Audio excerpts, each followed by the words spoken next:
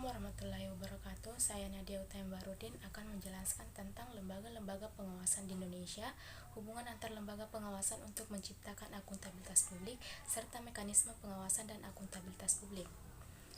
Yang pertama yaitu pengertian dari pengawasan.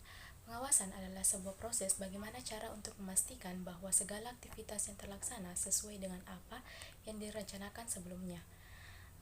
Adapun pengertian pengawasan menurut para ahli, yang pertama Sarwanto. Menurut Sarwanto, pengawasan adalah kegiatan manajer yang mengusahakan agar pekerjaan-pekerjaan terlaksana sesuai dengan rencana yang ditetapkan dan atau hasil yang dikehendaki. Sedangkan menurut Sujamto, pengawasan adalah segala usaha atau kegiatan untuk mengetahui dan menilai kenyataan yang sebenarnya mengenai pelaksanaan tugas dan kegiatan, apakah sesuai dengan yang semestinya atau tidak. Yang kedua yaitu lembaga pengawasan di Indonesia. Di Indonesia sendiri, lembaga pengawas terbagi atas dua, yaitu pengawasan internal. Aparat pengawasan inter pemerintah atau yang biasa disebut APIP adalah instansi pemerintah yang mempunyai tugas dan fungsi pokok melakukan pengawasan. APIP beranggotakan Badan Pengawasan Keuangan dan Pembangunan, Inspektorat Jenderal, Inspektorat Utama atau Inspektorat di setiap kementerian atau lembaga, provinsi, dan kabupaten kota madya. Aparat pengawasan interpemerintah dibentuk berdasarkan Peraturan Pemerintah Nomor 60 Tahun 2008 tentang Sistem Pengendalian Interpemerintah dan Peraturan Pemerintah Nomor 18 Tahun 2016 tentang Perangkat Daerah. Berdasarkan rekomendasi Komisi Pemberantasan Korupsi, Kementerian Dalam Negeri, dan Kementerian Pemberdayaan Aparatur Negara, Peraturan Pemerintah Nomor 18 Tahun 2016 direvisi menjadi Peraturan Pemerintah Nomor 72 Tahun 2019 untuk memperkuat fungsi pengawasan APIP. Dalam peraturan pemerintah terbaru, Inspektorat Kabupaten atau Kota diangkat dan bertanggung jawab kepada Gubernur, dan Inspektorat di tingkat provinsi diangkat dan bertanggung jawab kepada Menteri Dalam Negeri. Dalam pengadaan barang dan jasa yang dilakukan pemerintah pusat dan pemerintah daerah, aparat pengawasan interpemerintah dapat menerima pengaduan dari masyarakat dan aparat penegak hukum. Lalu selanjutnya, APIP melaporkan hasil tindak lanjut pengaduan kepada menteri, pimpinan lembaga atau kepala daerah. Yang kedua, lembaga pengawas eksternal. Badan Pemeriksa Keuangan Republik Indonesia adalah lembaga negara dalam sistem ketatanegaraan Indonesia yang memiliki wewenang memeriksa pengelolaan dan tanggung jawab keuangan negara. Menurut Undang-Undang Dasar 1945, BPK merupakan lembaga yang bebas dan mandiri. Anggota BPK sendiri dipilih oleh Dewan Perwakilan Rakyat dengan memperhatikan pertimbangan Dewan Perwakilan Daerah dan diresmikan oleh Presiden. Anggota BPK sebelum memangku jabatannya wajib mengucapkan sumpah atau janji menurut agamanya yang dipandu oleh Ketua Mahkamah Agung. Yang ketiga, hubungan antar lembaga pengawasan untuk menciptakan akuntabilitas publik. Akuntabilitas publik merupakan kewajiban individu maupun organisasi untuk menyajikan, melaporkan, mengungkapkan, dan mempertanggungjawabkan segala aktivitas dan kegiatan yang sudah diamanatkan kepada mereka. Fungsi APIP yaitu berjalan dengan baik yang dapat mencegah kecurangan, menghasilkan keluaran yang berharga untuk menjadi masukan bagi pihak auditor eksternal, eksekutif, dan legislatif dalam memperbaiki pengelolaan dan pertanggungjawaban keuangan daerah pada waktu yang akan datang. Peran lembaga pengawasan eksternal yaitu BPK dapat memanfaatkan hasil pengawasan APIP, terutama dari hasil review atas laporan keuangan pemerintah, mendukung manajemen pemerintah daerah dalam pelaksanaan rekomendasi BPK dan perbaikan sistem pengendalian internal. APIP yang profesional dan independen mendorong peningkatan transparansi dan akuntabilitas pengelolaan keuangan yang dapat meningkatkan kewajaran laporan keuangan. Hubungan antar lembaga pengawasan untuk menciptakan akuntabilitas publik itu sangat erat kaitannya, yang dimana akuntabilitas publik dibuat dalam jangka periode tertentu. Informasi pertanggungjawaban tersebut kemudian disosialisasikan secara terbuka kepada pihak-pihak yang memberikan amanat atau pihak yang terkena dampak penerapan kebijakan.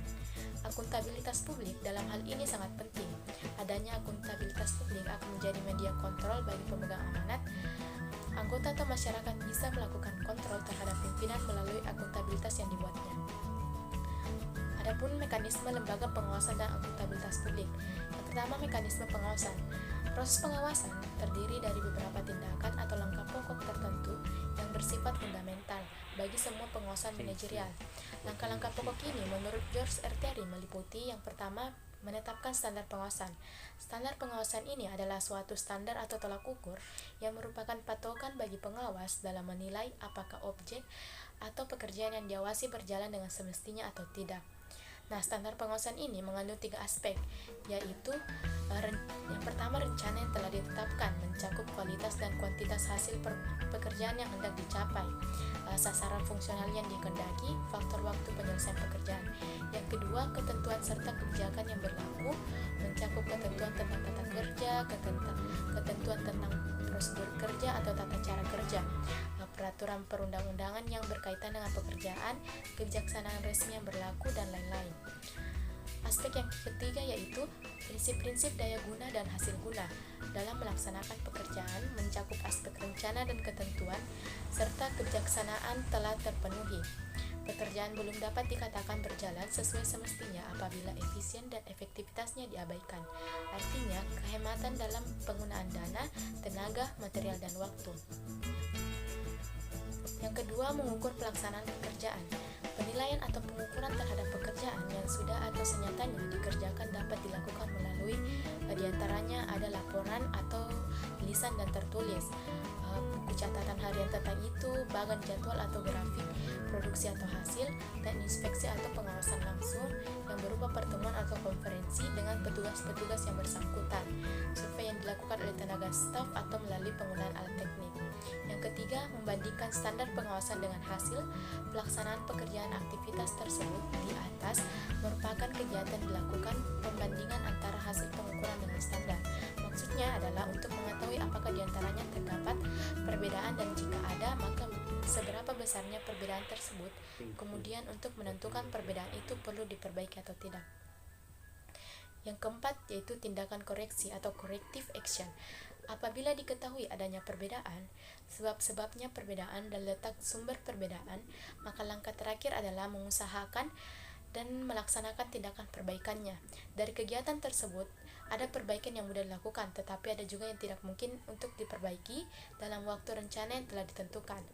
Untuk solusinya, maka perbaikan dilaksanakan pada periode berikutnya dengan cara penyusunan rencana atau standar baru, di samping membereskan faktor lain yang menyangkut penyimpangan tersebut, yang diantaranya reorganisasi, peringatan bagi pelaksana yang bersangkutan, dan sebagainya. Adapun mekanisme akuntabilitas publik, yaitu pertama, pengembangan mekanisme akuntabilitas publik. Akuntabilitas diarahkan untuk kejelasan tugas dan peran, hasil akhir yang spesifik, proses yang transparan, ukuran keberhasilan kinerja, maupun konsultasi dan inspeksi publik. Mekanisme akuntabilitas juga meliputi aspek yaitu siapa yang harus melakukan akuntabilitas, kepada siapa akuntabilitas ini dilakukan, untuk apa akuntabilitas dilakukan, dan bagaimana serta prosesnya. Mekanisme akuntabilitas ini sangat bervariasi dan sangat ditentukan oleh apakah keputusan atau aktivitas yang dilakukan oleh suatu organisasi mengikat organisasi secara internal atau eksternal. Apakah kalian tahu? Pemerintah telah menetapkan kebijakan untuk penerapan sistem pertanggungjawaban yang jelas dan teratur dan efektif yang disebut dengan sistem akuntabilitas kinerja instansi pemerintah atau yang biasa disebut SAKIP. Penyelenggaraan SAKIP ini dilaksanakan untuk menghasilkan sebuah laporan kinerja yang berkualitas serta selaras dan sesuai dengan tahapan-tahapan yang meliputi yang pertama, rencana strategis, yang dimana rencana strategis merupakan dokumen perencanaan instansi pemerintah dalam periode 5 tahunan. Rencana strategis ini menjadi dokumen perencanaan untuk arah pelaksanaan program dan kegiatan dan menjadi landasan dalam penyelenggaraan SAKIP. Yang kedua, ada perjanjian kinerja. Perjanjian kinerja ini adalah lembar atau dokumen yang berisikan penugasan dari pimpinan instansi yang lebih tinggi kepada pimpinan instansi yang lebih rendah untuk melaksanakan program atau kegiatan yang disertai indikator kinerja. Yang ketiga, ada pengukuran kinerja. Pengukuran kinerja merupakan langkah untuk membandingkan realisasi kinerja dengan sasaran atau target kinerja yang dicantumkan dalam lembar atau dokumen perjanjian kinerja dalam rangka pelaksanaan APBN atau APBD tahun berjalan. Pengukuran kinerja dilakukan oleh penerima tugas atau penerima amanah pada seluruh instansi pemerintah. Adapun yang keempat, pengelolaan kinerja.